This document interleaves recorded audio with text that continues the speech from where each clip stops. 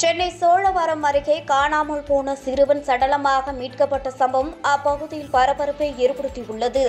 சென்னை சோழவரத்தை அடுத்த நல்லூர் ஊராட்சிக்குட்பட்ட சிவந்தி ஆதித்யனார் நகரை சேர்ந்த வெல்டிங் வேலை செய்யும் கூலி தொழிலாளி மகேந்திரன், இவரது 8 வயது மகன் லோகேஷ்குமார் முகமது குளம் அரசு பள்ளியில் 3ஆம் வகுப்பு படித்து வந்தார்.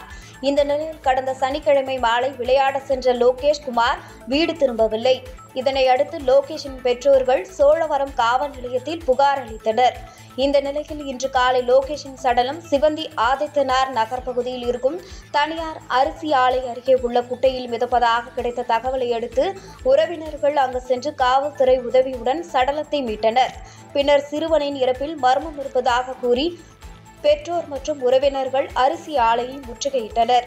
மேலும் இதுகுறித்து காவல்துறை விசாரணை நடத்தி விளக்கம் அளிக்க வேண்டும் என்று கோரிக்கை விடுத்தனர்.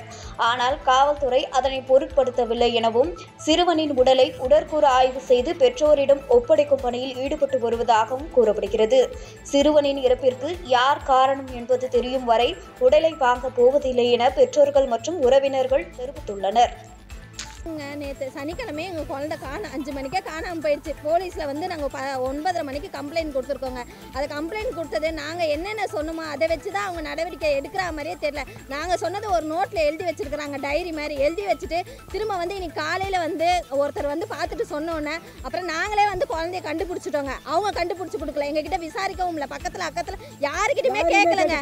அதுக்கப்புறமா வந்து என்ன செஞ்சாங்கன்னா திரும்ப வந்து எல்லாரும் வந்து 4-5 பேர் வந்தாங்க. போலீஸ்காரங்க வந்து குழந்தைய மீட்டு ஆம்புலன்ஸில் ஏற்றிட்டு போயிட்டாங்க. ஏற்றிட்டு போன கையோட எங்களை திரும்ப 4 மணிக்கு வந்து நீங்கள் இன்னும் குழந்தைய வாங்க வரல, கையெழுத்து போடுமாக்கின்னு சொல்லிகிட்டே இருக்கிறாங்க. எங்கள் குழந்தை எப்படி செத்துச்சுன்னு தெரியல, எந்த மாதிரி கஷ்டப்பட்டுச்சுன்னு கூட தெரியல. என்ன காரணம் தெரியாமல் நாங்கள் எப்படி குழந்தைய கையெழுத்து போட்டு வாங்குறது? நாங்கள் எவ்வளோ கஷ்டப்படுறோம் தெரியுமா? வயிறு எரியுது. 7 வருஷமா பெற்று கஷ்டப்பட்டு வளர்த்து இன்னைக்கு ஏதோ ஒரு காரணத்துக்காக கொடுக்கணுமா? இவ்வளோ பெரிய பள்ளத்தில் குழந்தை விழுமா?